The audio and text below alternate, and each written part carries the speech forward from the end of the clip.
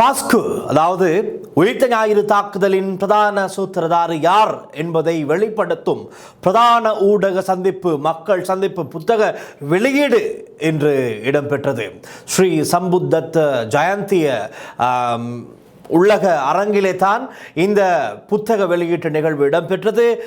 உதய கம்மன்பில முன்னாள் அமைச்சர் சட்டத்தரணி உதய கம்மன்பில ஏற்கனவே ஒரு மாத காலமாக ஒரு அறிவித்தலை விடுத்து வந்தார். நான் ஒரு புத்தகத்தை வெளியிடப் போகின்றேன். அந்த புத்தக வெளியீடு சம்பந்தமாக கடந்த ஒரு 2 வார காலமாக பெரும் பரபரப்பாகத்தான் இருந்தது.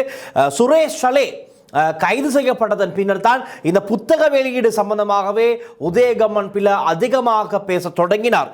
அதே போல இன்று மார்ச் மாதம் 31ஆம் தேதி அவளுடன் அனைவரும் எதிர்பார்த்து காத்திருந்தனால் காரணம் என்ன?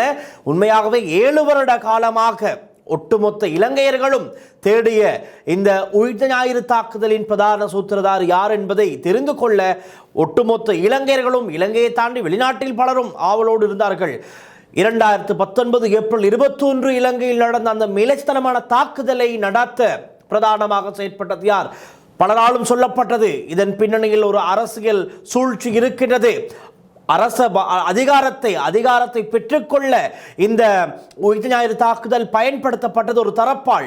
இதன் பின்னணியிலே அரசியல்வாதிகள் இருக்கின்றார்கள். அரசியல்வாதிகளுடைய கைகளில் இரத்தம் படிந்திருக்கின்றது. அந்த கைகளோடு தான் இந்த அதிகாரத்திற்கு புதிய அரசியல்வாதிகள் வருகிறார்கள் என்றெல்லாம் பல்வேறு கதைகள் சொல்லப்பட்டது.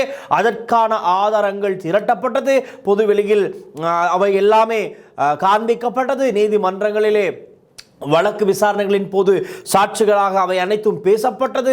பலர் கைது செய்யப்பட்டார்கள். பலர் இன்னமும் தடுத்து வைக்கப்பட்டு விசாரணைக்கு உட்படுத்தப்பட்டு வருகிறார்கள். அடுத்தடுத்த சாட்சிகளின் அடிப்படையில் இன்னும் பல புதிய கைதுகள் இடம்பெற்றது. அதன் அடிப்படையிலே சுரேஷ் சலே முன்னாள் அரச புலனாய்வு துறை பிரதானி அவர் கைது செய்யப்பட்டு இப்பொழுது தடுத்து வைத்து விசாரணைக்கு உட்படுத்தப்பட்டு வருகிறார். இப்படி ஒரு பெரும் பரபரப்பை அடுத்து இன்று உதயகம்மன் பில அவருடைய எழுதிய புத்தகத்திலே குறிப்பிட்டிருக்கிறார்.